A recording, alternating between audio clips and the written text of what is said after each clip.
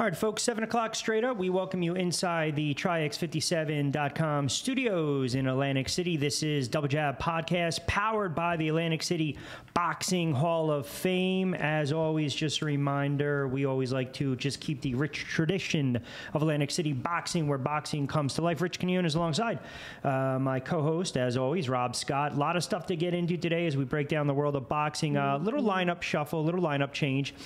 Tonight, we'll have David Feldman join us around 7:25, 7:30 Eastern Time to talk about his card that he's putting on pay-per-view card between Roy Jones Jr., Bobby Gunn. That's actually a pretty good card, top to bottom. We'll get our thoughts on Gunn and Roy Jones Jr., but a lot of stuff to get into. We'll get into some of the recent ratings with the PBC cards.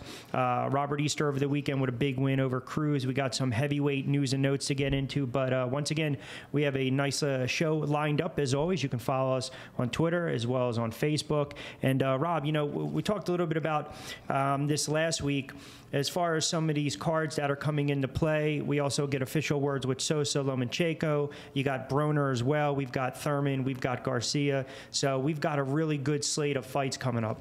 Well, definitely a good slate of fights, and you know, as I say every week, boxing's still alive, and boxing, you know, we're coming off of a great weekend. 2 weekends in a row. Absolutely, to a certain degree, you know.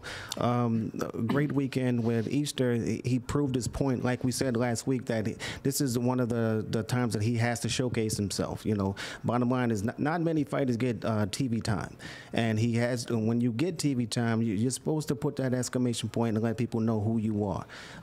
He's the IBF lightweight champion, making his first defense, but at the same time, you have other people, you have other champions, where you have the Garcias, you have the Linares. And those guys are somewhat, I guess people put them ahead of him. But with his performance last week, he put himself on a map where we have to talk about Easter. We have to talk about him. And just to give you an idea, too, as far as that 12-round unanimous decision where he floored Cruz a couple times. 3. Yeah, the ratings all that for Bounce TV, so they were surprising me. I actually did a double take. I tweeted it out. As far as the ratings for that card, for that fight, it brought in over 1.5 million viewers. And again, that was to watch Robert Easter successfully defend, as you alluded to, his IBF title, dismantling Luis Cruz. Now, and he also had over 10,000 fans. Absolutely. In the audience. So with things like that, like I said, that will put him on the map. Especially when he keeps having performances like that, where you can't. At this point right now, we have a lot of fighters who are shopping themselves around because they are the money makers. You know, they are the ones who you would you to a certain degree have to come to them. Where if Easter keeps putting on performances like this, we as fans, we are going to want to call. We're going to call out any other fighter that dodges him. You know, I mean, we got other fighters. Who was it? I'm trying to think. Last week. Well, the bottom line is they're going to call his name. They have to call his name. Well, we're going to see that. We're also seeing Earl Spence, who's going to take the fight against Kell Brook, which, again, he's going to go overseas for that one, and he's not lacking of confidence at all. That's exactly what I was thinking of. Yeah, Earl Spence. Well, no. Well, Kell Brooks, he was shopping around. Sure. But he had to come back to Earl Spence. Yes. And by eventually he did. Yes, he had to come back to Earl Spence, whatever. And kudos to the IBF for making that fight happen, because he is his mandatory defense. But you know, Kell Brooks did try to, you know, shop around and try to get money elsewhere, whatever. Because well, I think a lot of fighters dodge Earl Spence. I mean, I remember about a year plus, you know, Keith Thurman said, "Listen, he's got to build a little more equity in this game." I think the kid has done it. Well, that's my point. It all depends. I mean, you know, beauty's in the eye of the beholder. Some people feel that he's there and he can bring that money to the table. Other people don't think that he's there just yet. I mean, I think in Kell Brooks' case, he figured that he could make more money if he shop around for other people. And one person is, of course, Amir Khan, because they pay for that heavily in England. Now, Eddie Hearn said something interesting earlier in the week, that he said that the title defense against Earl Spence Jr. is more risky than a fight against Amir Khan. Do you believe that?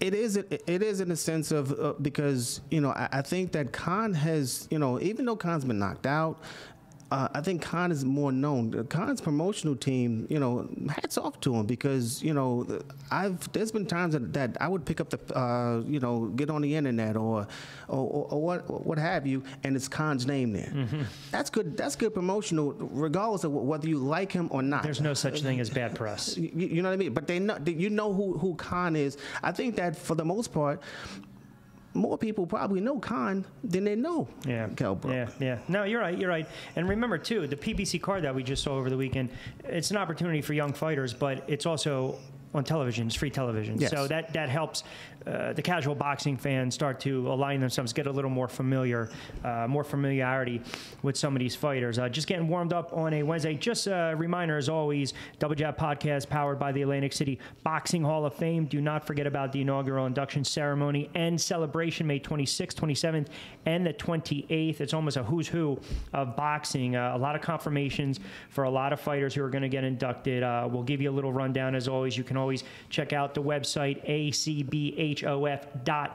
You can also visit declarich.com as well for room rates, ticket information. Everything should be confirmed as far as pricing and whatnot within another week or so. But always check back to the Atlantic City Boxing Hall of Fame .com for some information.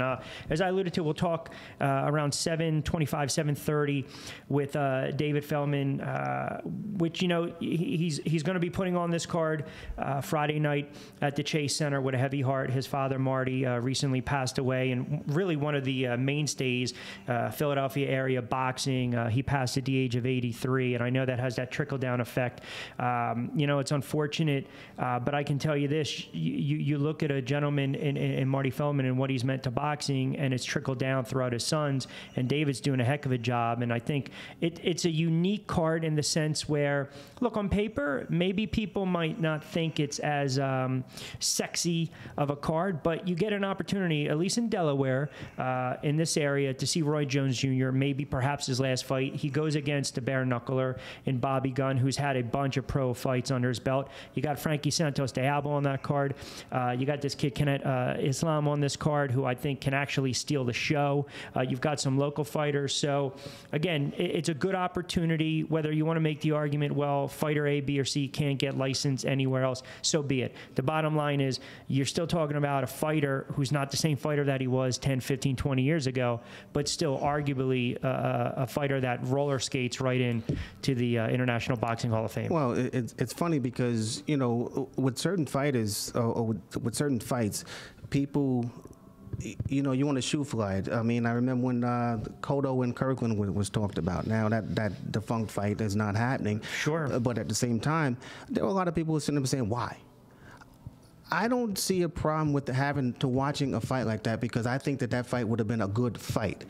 A lot of people are thinking, well, where are they going to go after that fight? But that's not the question. We're talking about that particular night. Right. This is when I'm thinking about Roy Jones and Gunn. Listen, should have been made a couple years ago, but it is what it is. Well, Roy Jones is not what he used to be, but at the same time, just as long as we have a decent night of at the fights, and I think that we'll all turn up to be happy. The question is, when we talk about Roy Jones, as far as you love him so much, and so many people want him to quit. But at the same time, that's a hard thing to ask a fighter to do. Listen, it's a hard thing to ask a fighter to do, and I think where you're going to say there's smoke and mirrors is that he's won 8 out of his last 9 with guys that, there has been second-tier guys, and then you throw in the one where he got knocked out against the Italian fighter in Russia. Well, but think about it. I mean, and this is not to disrespect Gunn. Gunn is a very tough guy, but Gunn is not a McInerney. He's not a Lebedev. No, he's not an Enzo Maccarinelli. No. So due to the fact that he's not. But Roy Jones Jr. doesn't have the chin that he had too. The last thing you want to do is see him get floored again. You don't want a Danny Green incident. You don't. And I think that's kind of the fine line where it's tough for a fighter to walk away. Well, yeah, it's tough for him to walk away, but at the same time, I think that what's coming at him is probably different. He'll be able to handle it in a better fashion than he did with those guys. Those guys are still top tier fighters. Where Gunn hasn't fought since what, 2013. There's been a ton of inactivity. So should be well rested though, but there's a ton of inactivity. Yeah, so but as long as there's a decent night at the fights, I think that people shouldn't be mad. And also, it's not one of those $50 pay-per-view fights. No, it's like $20-something. It's a reasonable cost. And you know what? From those that I've spoken to, from doing radio in Delaware for years and doing a ton of fights, they're buying in. They're excited. So it should be a good night. We'll talk to David about that in about 15 minutes. All right, quickie timeout, 11 past the 7 o'clock hour. Just getting warmed up on this 15th of February 2017. Rob Scott, Rich Quinones, as always, Double Jab Boxing Podcast, powered by the Atlantic City Boxing Hall of Fame. Check them out online as well, acbhof.com. I'll give you a little more information on some of the inductees, wall-to-wall, all over the place. You got some really great boxers. You got those in the fight game. You got members of the media. You got officials. And obviously, at the end of the day, what everyone's trying to do with the Atlantic City Boxing Hall of Fame is just preserve the rich history of Atlantic City boxing and bring it to life once more. So again, with that being said, quick timeout. We'll come back on the other side. We'll talk a little more about this Friday card. We'll get into the PBC. Also, some heavyweight news and notes on the other side as well.